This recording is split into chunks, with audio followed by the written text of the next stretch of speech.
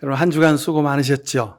하나님이 여러분 곁에 계셔서 여러분의 건강과 모든 생업의 일들을 지켜주신 줄로 믿고 감사를 드립니다.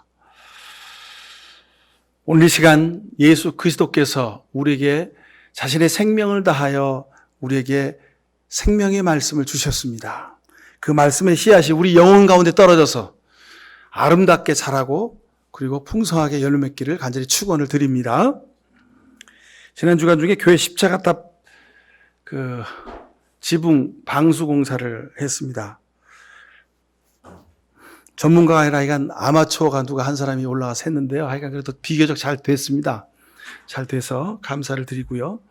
하여간 그 재료에 필요한 양을 계산하기 위해서 어떻게 해야 되나 그랬더니 그 중학교 1학년 때인가 2학년 때 왜 수학 시간에 삼각형의 면적 내는 공식이 생각나더라고요. 그래서 다시 찾아봤더니 삼각형의 밑변의 길이와 그 다음에 삼각형 꼭지점부터 밑변까지 직선으로 내리는 거리, 그걸 곱하면 삼각형의 면적이 나오더라고요. 그 면적을 이제 구해가지고, 그 다음에 아스팔트 싱글 장판, 그거를 필요한 만큼의 양을 샀습니다. 그래가지고 이제 그 위에다가 아스팔트 용액을 바르고 다시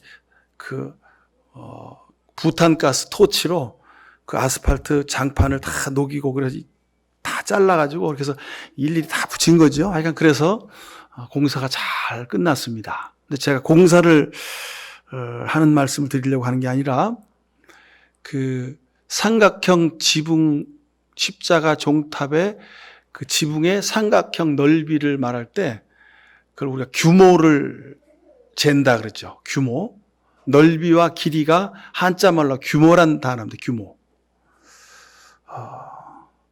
근데 우리 인생도요. 넓이와 길이 그 크기가 있습니다. 여러분 한번 생각해 보십시오. 우리 인생의, 우리 믿음의, 우리 삶의 규모는 얼마만큼 될까? 어떤 사람은 그냥 세상에서 태어나 나 잘 먹고 잘 사는 것, 그것이 그 인생의 규모인 사람이 있고, 어떤 사람은 나뿐만 아니라 내 가족 전체를 위해서 자기 삶을 희생하고 헌신한 분도 있습니다. 또 어떤 사람은 가족을 넘어서 자기가 일하는 회사, 사무실, 일터에서 그 회사의 모든 직원들을 먹여 살리는 그런 인생의 규모를 가진 분도 있습니다. 또 어떤 분들은 자기가 살고 있는 지역사회 사람들에게 영향과 그리고 사랑을 베푸는 그런 인생의 규모를 가진 사람도 있습니다. 여러분 한번 돌이켜 보십시오. 내 인생의, 내 삶의, 그리고 내 믿음의, 내 영혼의 규모는 얼마만큼의 크기가 될까? 세상 사람들도 그렇죠. 자기 인생의 규모, 영향력 또는 명예, 지도력, 리더십 이런 것들을 위해서 자기 인생의 모든 것을 걸고 삽니다. 오늘 우리가 읽은 이 성령 강림 말씀, 지난주에 이어서 두 번째 말씀 드리는데 하나님의 섭리하심의 규모가 어떤지를 우리가 오늘 성경을 통해서 볼 수가 있습니다. 오직 성령이 너에게 임하시면 너희가 권능을 받고 예루살렘과 온 유대와 사마리아 땅끝까지 이르러 내 증인이 되라 말씀하셨습니다. 땅끝까지 이르러 내 증인이 되라. 이것이 하나님의 역사하심의 규모입니다. 우리 믿음의 규모입니다. 나 혼자 구원받고 나 혼자 잘 살면 되는 것이 아니라 땅끝까지 이르러 증인이 되라 하시는 겁니다. 성령을 우리에게 주신 이유가 여기 있습니다. 근데 증인이 된다. 이게 무슨 얘기일까? 우리는 이 말씀에 자꾸 주눅들 때가 많이 있어요. 왜요? 우리는 아프리카나 저기 먼 나라에 선교사라 가서 복음을 전하지 못하기 때문에 땅끝까지 증인되는 건요. 그건요. 그냥 몇몇 사람만 하는 거죠. 우리가 그렇게 생각하기가 쉽습니다. 맞습니다. 그런 마음도 맞는 마음입니다. 귀한 마음이고 아름다운 마음의 자세입니다.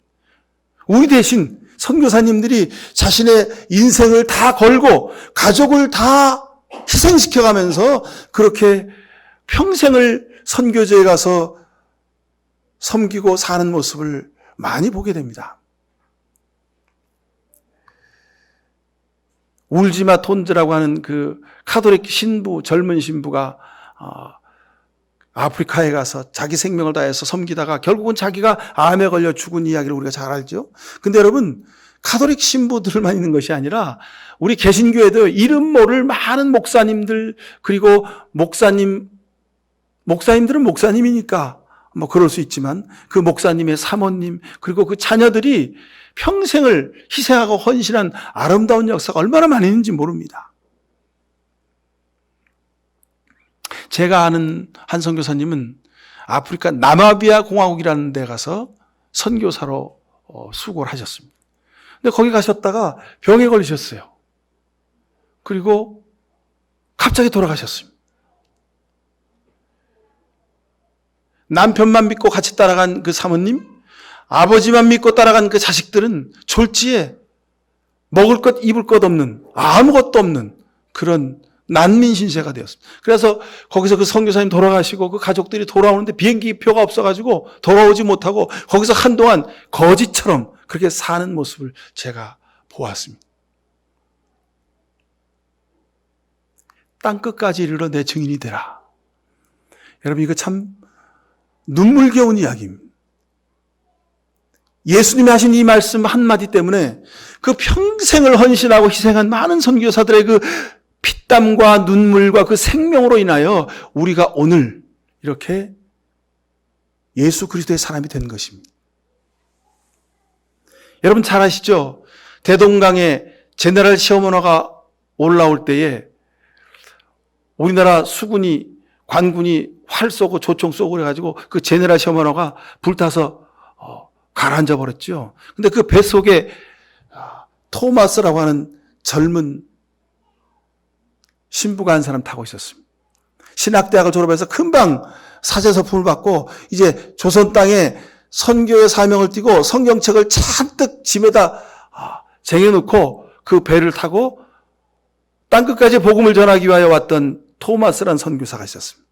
그 사람은요, 와서 한마디의 설교 말씀도 못하고 그 배에서 내리자마자 대동강 백사장에서 우리 관군의 칼에 목이 잘려 순교하시고 말았습니다. 개죽음을 당한 겁니다. 비참한 죽음을 당한 겁니다. 아무것도 하지 못하고. 근데 그가 가져온 성경책, 그 성경책이 대동강 백사장에 나등그럽고 그 광경을 구경 나온 그 동네 아이들이 그 성경책을 주워다가 딱지치기도 하고 벽에다가 벽지로 바르기도 했습니다. 근데 그 벽지를 바른 그 집 아저씨가 평양 장대연교회 장로님이 되셨고 우리 대한민국의 한국의 선교 역사에 귀중한 역할을 감당하는 많은 신앙적인 인물들이 바로 그 대동강에서 토마스 목사님이 목 잘려 죽은 사건으로 인하여 시작되게 됩니다. 여러분, 인생의 규모는 이렇습니다. 사람의 눈으로 보면 비참하고 실패한 것이고 아픔과 눈물의 사건으로 종치고 막 내린 사건일 수 있지만, 그러나 하나님의 눈으로 보면 그 인생의 규모는 말로 할 수 없는 크기와 넓이를 가지게 되는 것입니다. 바라건대 여러분의 삶에도 이런 놀라운 규모가 있게 되기를 간절히 축원합니다. 자, 우리가 이른바 성령의 기름 부으심, 성령 세례, 성령 체험 또는 성령 충만, 이런 이야기를 많이 합니다. 성령 강림 사건은요, 하나님께서 예수 그리스도를 십자가라는 호미로 파서 이 세상에 심으신 후에 열매를 맺으신 사건이 바로 성령 강림 사건입니다. 바로 초대교회가 성령 충만의 열매로 맺어진 열매이기 때문에 그렇습니다. 그런데 놀랍게도요, 안타깝게도 얼마 가지 않아서 갈라디아 교회 교우들의 신앙 속에 이상한 현상들이 생겨나기 시작했습니다. 어떤 현상이냐면 성령을 거스리고 육체를 따라 살아갑니다. 자기가 원하는 것을 이루려고 노력합니다. 음행과 더러운 방탕, 우상 숭배, 마술, 원수 맺음, 다툼, 시기, 분노, 이기심, 분열과 분파, 질투와 술 취함, 흥청거리는 연회, 이와 비슷한 것들.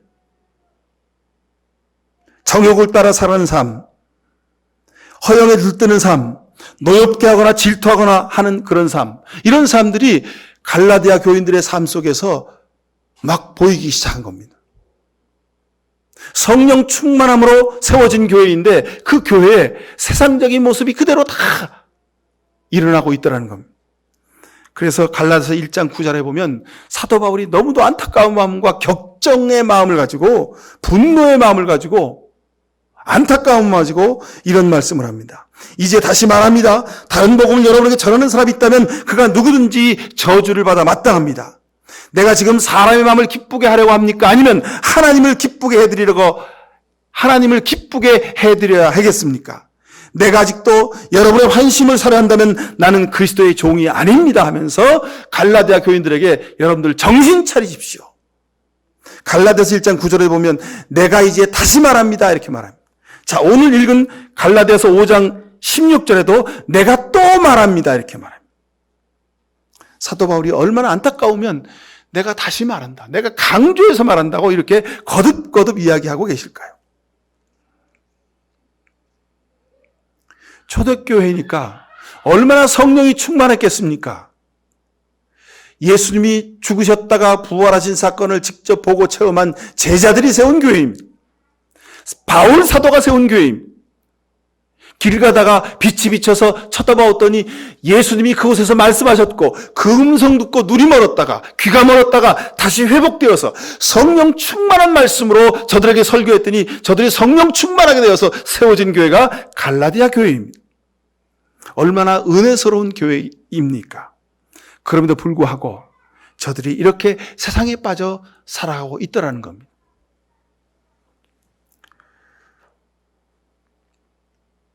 오늘 이 말씀 우리가 더욱더 깊이 마음속에 새겨야 할 것은 성령 충만함, 성령의 은혜, 성령의 기름 부으심, 이런 분야에 있어서 둘째가라면 서러워할 사람이 누구냐면 바로 사도 바울입니다. 왜요? 직접 예수님의 음성을 들었던 사람이 사도 바울이기 때문에 그렇습니다. 성령 충만함은 믿음의 근본입니다. 교회의 시작입니다. 기독교 신앙의 첫 출발이 이 성령 충만함이기 때문에 그렇습니다. 오늘 16절 말씀 보십시오. 내가 또 말합니다. 개역 성경은 내가 이르노니 그냥 이렇게 평이하게 번역되어 있습니다. 근데 새 번역은 내가 또 말합니다. 전에 말했는데, 앞에서도 말했는데 내가 또 반복해서 강조한다. 정신 차려 들으라. 안타까운 마음으로 내가 다시 말한다. 이렇게 기록하고 있는 겁니다. 여러분은 성령께서 인도하여 주시는 대로 살아가십시오. 이 말씀 속에는 뒤에 가로열고 왜 성령 따라 살지 않고 여러분 멋대로 마음대로 인간적으로 세상적으로 육체의 욕망을 따라 살아가고 있습니까? 이 말씀이 그 속에 다 담겨져 있는 말씀입니다. 내가 또 말합니다. 여러분은 성령께서 인도하여 주신 대로 살아가십시오. 그러면 육체의 욕망을 따라 살아가지 않게 될 것입니다. 성령 충만함으로 세워졌던 갈라디아 교회가, 그 교회에 속한 갈라디아 교회의 교인들이 육체의 욕망을 따라 살더라는 겁니다. 선교사들의 그 생명과 피 위에 세워진 이 대한민국의 교회가 이만큼 성장했는데 지금 이 땅의 교회들이 육체의 욕망을 따라가게 살더라는 겁니다. 이 땅의 그리스도인들이 성령의 인도하심 따라 살지 않고 육체를 따라 살아가더라 이 말입니다. 육체의 욕망은 성령을 거스리고 성령이 바라시는 것은 육체를 거스린다 그랬습니다. 여러분, 우리가 주일날 예배드리고 주일 지나서 한 주를 시작합니다. 근데 세상에서 여러분 한 주간 사시는 동안 살 때 여러분 모든 일이 스무스하게 아주 부드럽게 아무런 거리낌 없이 우리가 지나며 한 주간을 산다면 우리는 99% 육체의 욕망을 따라 살아가고 있는지도 모릅니다. 여러분, 오늘 이 시간부터 다음 주 우리가 이 자리에 모여 예배할 때까지 세상 살면서 이러면 안 되는데, 이렇게 살면 안 되는데 왜 이러지? 하나님이 기뻐하시는 것이 아닌데, 말씀으로 사는 것이 아닌데, 하나님이 기뻐하시는 것이 아닌데라고 여러분 사는 순간순간마다 날마다 여러분 마음속 영혼 가운데 거리낌이 있기를 간절히 축원합니다.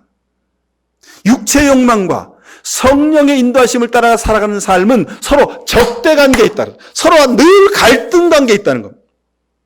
그러니 여러분 날마다 살면서 우리 마음속에 거리낌이 있어야 됩니다. 좀 더 말씀 따라 살아야 되는데, 좀 더 기도해야 되는데, 기쁨으로 살아야 하는데 내가 왜 이러지? 내가 왜 불평불만하고, 왜 내가 이렇게 조바심 내고, 내가 왜 마음속에 불안과 초조와 긴장 가운데 있지? 하나님, 성령님, 우리 마음속에 갈등이 있어야 됩니다.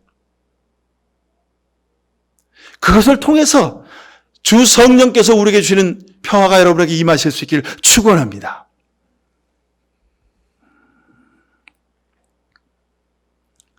자, 사도행전 1장 8절 말씀 여러분 너무도 잘 아시죠? 성령이 임하시면 너희가 권능을 받고 온 유대와 사마리아와 땅 끝까지 이르러 내 증인이 되라 말씀하셨습니다. 자, 제가 앞에서 말씀드렸죠. 우리가 그 선교사님들의 위대한 삶을 뒤쫓아 우리도 함께 살아갈 수가 없습니다. 우리는 그저 이곳에 있습니다. 땅끝까지 증인이 되는 것은 선교사님처럼 먼 곳에 가서 생명을 다해서 자기 인생을 전부 던져서 복음을 전하는 것이기도 하지만, 오늘 살아가는 하루하루 순간 속에서 여러분 성령의 인도하심 바대로 살아가려고 노력하고 수고하고 긴장하고 갈등하며 살아가는 것, 여러분 그것이 땅끝까지 복음의 증인이 되는 첫걸음인 줄 믿으시길 축원합니다. 증인되는 것, 예수 믿으세요. 예수 믿으면 행복합니다. 하나님이 당신을 사랑하십니다. 우리가 이렇게 복음을 전합니다. 근데 여러분, 그 복음을 전하는 것은 그것을 넘어서는 것이어야 합니다. 땅끝까지 증인이 되라, 이 말은요. 여러분, 내가 선자리에서 출발해서 땅끝까지 땅끝이 어디인지 다양한 이론이 있습니다. 땅끝까지 갔다가 돌아오면 어디가 땅끝입니까? 바로 함께 사는 내 남편이, 내 아내가, 내 자식이 땅끝입니다. 우리가 살아간 내 가정이 땅끝이라는 말씀입니다.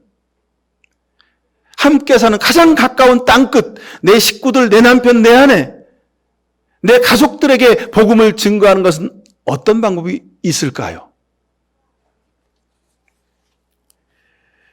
그것은 절대로 여러분 살아보셔서 아시지만 말로 안 되는 일입니다. 왜요? 내 말과 내 행동이 일치하지 않으면 절대로 증인이 될 수 없는 것이기 때문에 그렇습니다. 말과 행동이 다른 것, 이것은 위증입니다. 그죠? 증인은 자기가 본 대로, 자기가 경험한 대로 말하는 겁니다. 자신이 보지도 않고 자신이 보았다고 말하는 사람 많습니다. 자신이 보았는데 안 보았다고 또 말하는 사람도 많습니다. 그래서 사도 바울이 갈라디아서 1장에 다른 복음은 없다, 내가 사람을 기쁘게 하랴 내가 하나님을 기쁘게 하라, 이렇게 말씀하고 있는 것입니다.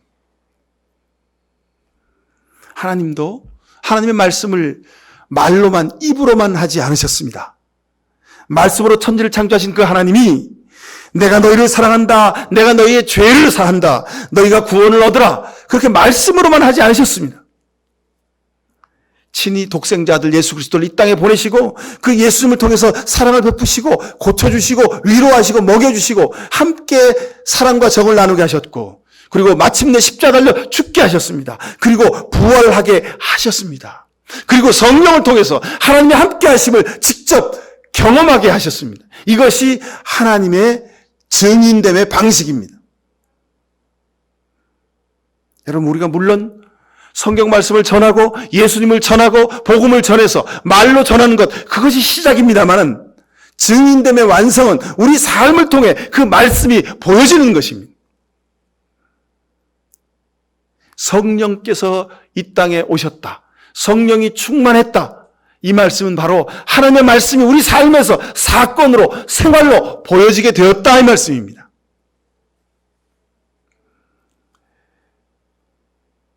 여러분, 이 놀라운 구원의 사건의 증인이 바로 여러분들입니다. 내가 우리 가정에서, 우리 일터에서, 이 세상에서 하나님이 나를 이렇게 살리셨다고, 내가 하나님 때문에 이런 삶을 살게 되었다고, 비록 믿음이 좀 부족해서 말씀대로 살지 못할 때도 있지만, 비록 육신의 욕망을 우리가 온전히 다 제어하지 못해서 때로는 넘어지고 쓰러지고 세상에서 육신의 욕망 가운데 살 때도 있지만, 그러나 하나님 말씀으로 살려고 노력하는 내 삶은 이런 것이라고, 하나님이 함께 하시는 삶은 이런 것이라고 여러분 증인될 수 있기를 간절히 축원합니다. 하나님도 말씀으로만 하지 않으셨습니다. 하나님도 직접 행하셨습니다. 여러분, 성경 말씀 많이 못 외우셔도 좋습니다. 기도 생활을 열심히 못 하셔도 좋습니다. 내가 유창하게 사역일을 줄줄줄 외워서 복음을 전하지 못해도 좋습니다. 나는 말주변이 없어 누구한테 예수 믿으세요, 교회 가봅시다 이런 말 도대체 입에서 떨어지지 않으셔도 좋습니다. 여러분 마음속에 예수 그리스도가 나를 살리신 그 사랑에 감격하는 마음을 간직하고 살아가실 수 있기를 축원합니다. 여러분 놀라운 것은요, 불덩어리가 우리 안에 있으면 나를 뜨겁게 하고 내가 뜨거워지면 주변 사람이 따뜻함을 온기를 누리게 되는 것이 성령의 기름 부으심의 특징입니다. 성령 충만함의 특징입니다. 여러분 모든 물질은요 자신의 존재의 가치를 드러냅니다. 왜냐하면 그 물질 속에는 분자 활동이 있습니다. 원자와 분자가 구성이 되어가지고 물질을 구성하죠. 근데 그 원자와 분자는 늘 운동을 합니다. 근데 이 말을 좀 더 쉽게 말씀드리면 여러분 김치를 김치 봉다에 비닐봉다에 담습니다. 근데 신기하죠. 하여간 비닐봉지에 담아가지고 또 김치통 안에 넣죠. 근데 이상하게도 하여간 김치는 냄새가 납니다. 된장은 냄새가 납니다. 그죠? 왜 그렇습니까? 그 물질의 본연에 자기 생명력이 있기 때문에 그렇습니다. 김치도 하물며 자기 냄새를 풍기는데 여러분 우리 안에 여러분 안에 예수 그리스도가 계시면 예수 그리스도의 냄새가 날 줄로 믿습니다. 여러분 그러면 증인이 되는 겁니다. 내 안에 예수 그리스도가 계시면 내 안에 성령님이 계시면 여러분 나도 모르는 사이에 예수님의 냄새가 나고 예수님의 향기가 나고 예수님의 능력이 나타나게 될 줄로 믿습니다. 이것이 성령 충만한 것이고 이것이 땅끝까지 복음의 증인이 되는 것인 줄로 믿습니다. 나는 부족하고 모자라고 나는 형편이 없어. 나는 늘 부족하고 나는 불안하고 공포 가운데 살고 나는 늘 넘어지지만 그러나 내 안에 계신 예수 그리스도로 인하여 내 남편이 나를 통해 예수 그리스도를 보게 될 줄로 믿습니다. 내 아내가 나를 통하여 예수 그리스도를 보게 될 줄로 믿습니다. 나는 회사에서 세상에서 온전히 믿음으로 살지 못하기에 예수 믿으세요. 예수 믿으면 좋아요. 교회 가봅시다. 우리가 전도하지 못할 때 많이 있습니다. 그러나 여러분 내 안에 예수 그리스도를 모시고 살려고 내 안에 말씀을 따라 살려고 하는 그 뜨거운 열정, 정성이 있으면 내 직장 동료들이 내가 만나는 사람들이 예수 그리스도의 냄새를 보고 맡게 될 줄로 믿습니다. 여러분 이것이 땅끝까지 이르러 증인이 되는 삶입니다. 여러분 그렇지 않습니까? 성령 충만한 스테반이 성령 충만해가지고 집사로 임명받았어요. 오늘날로 얘기하면 성령 충만함 소명받아가지고 지금 선교지로 파송받은 선교사예요. 근데 가서 첫 설교를 막 열정적으로 했습니다. 근데 아멘 할렐루야 대신에 돌이 날라오는 거예요. 그 돌 맞아 죽었어요. 첫 번 복음 전도 여행에 나가서 돌 맞아 순교당하셨어요. 스데반 집사님이. 얼마나 안타까워요. 이거 개죽음 아닙니까? 얼마나 효용성이 떨어져요.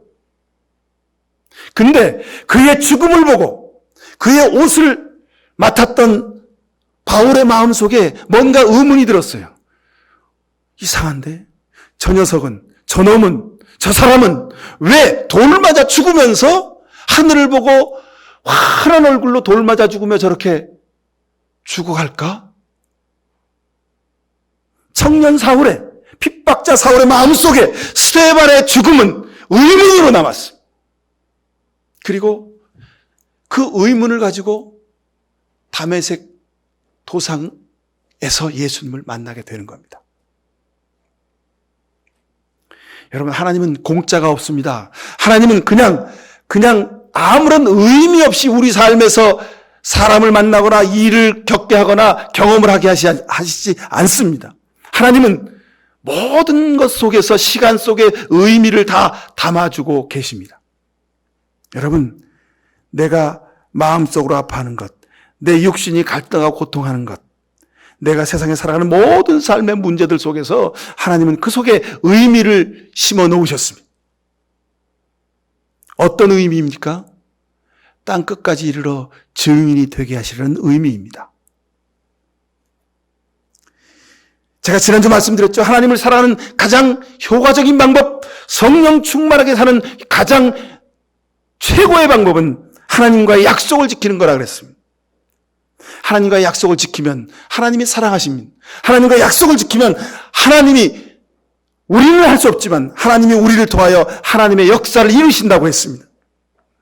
사랑하는 성도 여러분, 우리가 세상에서 살아가는 모든 삶의 과정, 그것은 내 인생, 내 삶이 아니라 하나님이 나를 통하여 하나님의 일을 하고 계심을 믿으시길 축원합니다. 자, 그러면 마지막으로 우리가 성령 충만을 받는 비결이 어떤 것이 있을까요? 누가복음 11장 13절에 너희가 악할지라도 자식에게 좋은 것을 줄 줄 알거든 하물며 너희 하나님께서 구하는 사람에게 성령을 주시지 않겠느냐 그랬습니다. 우리가 세상 살면서 필요한 게 많습니다. 가장 필요한 게 뭘까요? 여러분, 두말할 필요도 없이 모든 사람들이 그럴 겁니다. 돈이요 그럴 겁니다. 여러분, 그렇죠? 세상 사는데 돈, 물질 정말 필요합니다. 저는 지혜가 좀 있으면 좋겠는데요. 솔로몬처럼 그렇게 아주 우아한 것을 구하는 분도 있을 겁니다. 지혜도 우리에게 필요합니다. 권세도 필요합니다. 여러분, 필요한 것이 너무도 많죠. 근데 하나님께서 구하는 것 중에 가장 먼저 구해야 될 것이 이거라고 말씀하시는 겁니다. 예수님이 우리에게 말씀하셨죠. 성령을 너에게 선물로 주시지 않겠느냐 그랬습니다. 여러분, 선물은 얼마짜리입니까? 왜 선물이죠? 선물은 값을 내는 게 아닙니다. 그냥 공짜로 받는 겁니다. 하나님이 우리에게 성령을 주시는데 그냥 공짜로 주시겠다고 약속해 주셨습니다. 그러니 여러분에게 반드시 성령 충만의 역사가 있게 될 줄로 믿습니다. 아니요. 이미 여러분은 성령 충만합니다. 왜요? 여러분들이 지금 이 자리에 나와 예배하는 것 자체가 성령의 인도하심인 줄로 믿습니다.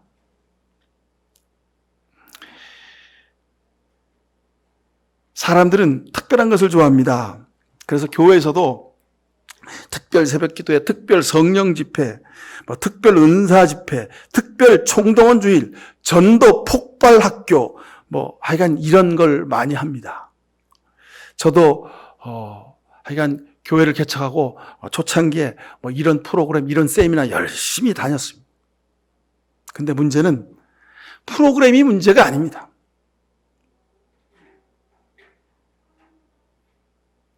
왜 우리 한국 사람들이 이렇게 특자 붙은 걸 좋아할까요? 아마 우리 한국 사회에 깊은 영향을 끼친 군사문화 때문이 아닌가 그런 생각을 합니다. 군인 중에도 특별하게 훈련받는 군인들이 있습니다. 그래서 그 부대는 앞에 특자가 붙죠. 그죠? 근데 그 군대 문화가 우리 교회 안에도 깊이 뿌리를 내리고 있습니다. 설렁탕 먹으러 가도 특이요 하는 사람들 있죠. 저도 배가 고플 땐 설렁탕 특을 시켜서 먹습니다만 여러분, 신앙에서는 특별할 특자가 별로 특별하지 않습니다. 항상 기뻐하라, 쉬지 말고 기도하라, 범사에 감사하라, 특별히 감사해라, 특별히 기도해라, 특별히 기뻐해라 그러지 않으셨습니다. 항상 쉬지 말고 모든 일에, 이건 특별한 것이 아닙니다. 늘 평상적으로 기도하고 기뻐하고 감사하는 것, 이것이 신앙의 모습입니다. 여러분, 맛있는 음식, 맛집을 많이 하는 분들 주변에 있으면 좋지요. 그 사람 뒤쫓아가 늘 맛있는 집만 가서 먹을 수 있어요. 그죠?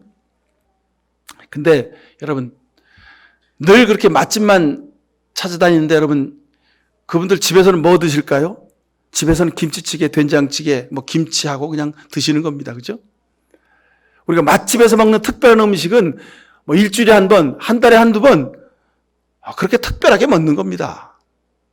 우리 건강을, 우리 삶을 유지시켜주는 음식은 집에서 먹는 특별하지도 않는 그냥 늘 그 맛이 그 맛인, 맛도 있을 것도 없고 없을 것도 없는 그런 김치, 된장찌개, 김치찌개, 그것이 우리 건강을 유지시켜주는 생명의 밥입니다. 음식입니다.